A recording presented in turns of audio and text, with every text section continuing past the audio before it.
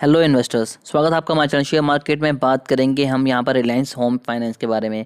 News निकल के आ रही है कि कंपनी डीलिस्ट हो सकती है, तो उसी के ऊपर डिस्कस करेंगे कि क्या ये न्यूज़ पक्की है, डीलिस्ट होगी या नहीं होगी। तो वीडियो को एंड तक जरूर देखिएगा। The final voting for the successful plan for the Reliance home financial will be continue till June 19। तो यहाँ पर जून 19 तक देखिए हमें पता लगना था, लेकिन अभी तक कोई ऑफिशियल अनाउंसमेंट आई नहीं है कि क्या हुआ है। वो शायद आज शाम तक आ जाएगी, तो उसके ऊपर भी हम बात करेंगे। जैसे ही आएगी हम उसके ऊपर डिटेल में वीडियो बना देंगे। ऑथम इंफ्रास्ट्रक्चर के सबसे ज़्यादा चांसेस हैं और वो सबसे ज़्यादा बिड कर रहे हैं, तो शायद ये उनके पास चली जाएगी। और अगर ऐसा कुछ होता है, बैंक ऑफ बड़ौदा के अंदर ये सब कुछ हो रहा है, जैसे अगर उनके पास जाती है तो ये उनकी मर्जी होगी कि वो इसको डीलिस्ट करना चाहते हैं, या फिर जैसी कंपनी चली हुई है वैसे ही चलाएंगे, या फिर डीलिस्ट करने के बाद इसे रीनेम करके रीलिस्ट कर देंगे। ऐसा भी कई बार देखा गया है कि कंपनी को डीलिस्ट करने के बाद उसका नाम चेंज करके वापस से रीलिस्ट कर देते हैं। तो ये चीज़ भी आपको देखनी पड़ेगी। बाकी अभी तक ये ऑफिशियल अनाउंसमेंट है नहीं है कि डीलिस्ट हो रही है, तो अभी तक डरने की कोई भी बात नहीं है। लेकिन मैं आपको बता दूं कि अगर आप इसमें प्रॉफिट कमा रहे हैं तो प्लीज़ कंपनी में अपना प्रॉफिट बुक ज़रूर कीजिए, क्योंकि अगर इन केस ऐसा होता है, कंपनी डीलिस्ट की न्यूज़ आती है, तो देखिए 101% श्योर है कि कंपनी आपको यहाँ पर लोअर सर्किट में लगती हुई देखने को मिलेगी और फिर आपको अपने शेयर बेचने थोड़े मुश्किल हो जाएंगे। तो यहाँ पर थोड़ी सी प्रॉफिट बुकिंग ज़रूर कीजिए, उसके बाद वेट कीजिए कि क्या होता है। बहुत जल्दी जैसे ही न्यूज़ आएगी हम इसके ऊपर भी वीडियो कवर कर देंगे। फाइनली अभी कंपनी के क्या फंडामेंटल है उसके ऊपर भी हम आपको बताते हैं कि क्या चले हुए हैं। तो वीडियो को एंड तक ज़रूर देखिएगा। तो सबसे पहले बात कर लेते हैं कंपनी की मार्केट कैप की। तो कंपनी की मार्केट कैप है 257 करोड़। इसके अलावा बात करें कंपनी की बुक वैल्यू, तो कंपनी की बुक वैल्यू नेगेटिव में है। करंट प्राइस की बात करें तो 5 रुपीज़ एंड 30 पैसे। रिटर्न ऑन इक्विटी की बात करें तो वो भी नेगेटिव में है 215%। उसके अलावा डिविडेंड यील्ड की बात करें तो 0% है। फेस वैल्यू कंपनी की है 10 रुपीज़। अगर बात करें कंपनी के प्रोज और कॉन्स की, तो यहाँ कंपनी की जो सेल ग्रोथ है वो 0.29% तक कम हुई है लास्ट 5 ईयर्स में। उसके अलावा रिटर्न ऑन इक्विटी की बात करें तो 43% तक कम हुई है लास्ट 3 ईयर्स में। और प्रोमोटर्स की होल्डिंग भी कम हुई है लास्ट 3 ईयर्स में 25%। तो फ्रेंड्स, ये तो बात हुई इस कंपनी के रिलेटेड। अब चलते हैं नेक्स्ट और बात कर लेते हैं इस शेयर के रिलेटेड कुछ इंपॉर्टेंट इन्फॉर्मेशन के बारे में। तो सबसे पहले बात करते हैं कंपनी के शेयर प्राइस की। तो इस समय कंपनी हमारे पास 5 रुपीज़ एंड 70 पैसे पर ट्रेड कर रही है।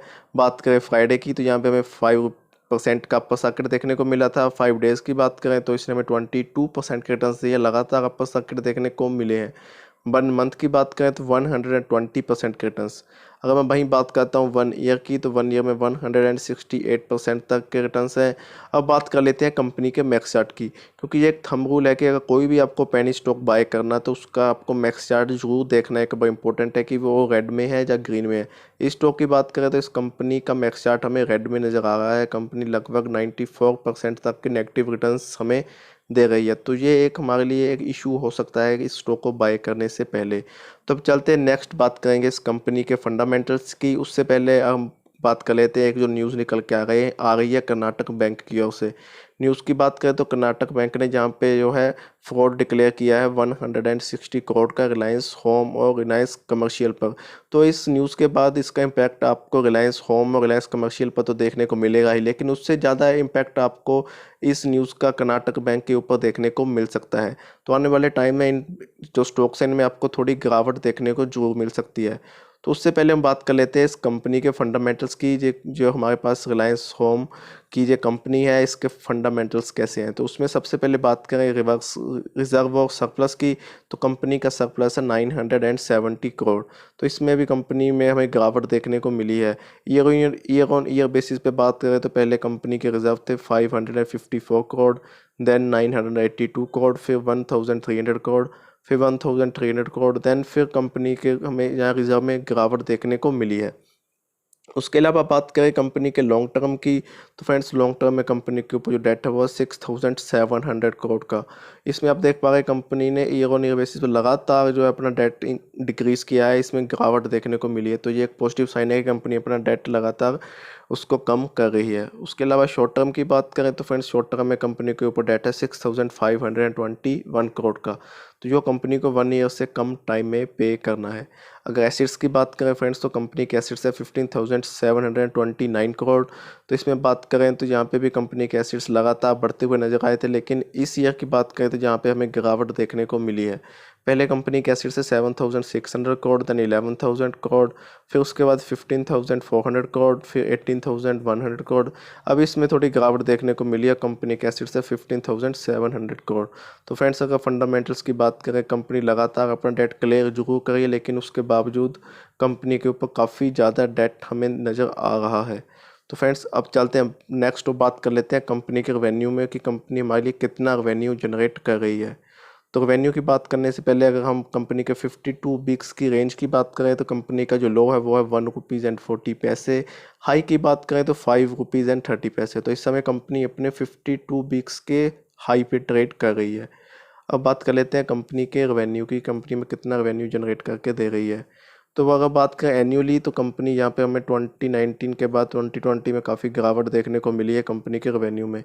वहीं कंपनी का रेवेन्यू 2019 में 1900 करोड़ के करीब था, जो 2020 में गिर के 1500 करोड़ के करीब पहुँच चुका है। अब बात कर लेते हैं कंपनी के रेवेन्यू की क्वार्टरली बेसिस पे। तो अब देख पा रहे हैं कंपनी के रेवेन्यू में क्वार्टरली बेसिस पे भी काफ़ी गिरावट देखने को मिली है।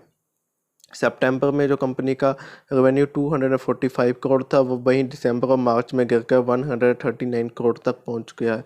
तो कंपनी के रेवेन्यू में हमें ओवरऑल काफ़ी गिरावट देखने को मिली है। उसके अलावा बात करें इस कंपनी के शेयर होल्डिंग पैटर्न की, तो यहाँ पे 49% जो स्टॉक्स हैं वो प्रमोटर्स के पास हैं। बात करें पब्लिक की तो 46% स्टॉक्स यहाँ पे पब्लिक के पास हैं।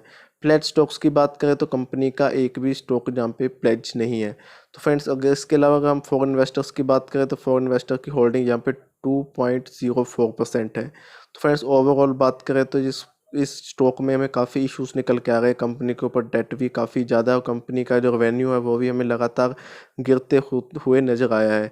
तो अगर आप चाहें तो स्टॉक में शॉर्ट टर्म के लिए थोड़ी सी इन्वेस्टमेंट कर सकते हैं, लेकिन आप इसमें मिनिमम अमाउंट ही लगाइएगा, ताकि अगर स्टॉक में आपको उस न्यूज़ के बाद गिरावट देखने को मिलती है तो आपको ज़्यादा नुकसान ना हो। बाकी हम कोई आपको रिकमेंडेशन नहीं दे रहे हैं, आप खुद इसको एनालाइज करें, अपने फाइनेंशियल एडवाइज़र से एडवाइस लें और उसके बाद ही आप इन स्टॉक्स में इन्वेस्टमेंट कीजिएगा। तो फ्रेंड्स, आज की वीडियो में इतना ही। आपको हमारी वीडियो कैसी लगी प्लीज़ कमेंट करके बताएं। आप हमारे चैनल पर नए हो तो हमारे चैनल को जरूर सब्सक्राइब करें और आने वाली वीडियोस के लिए बेल आइकन दबाएं। धन्यवाद।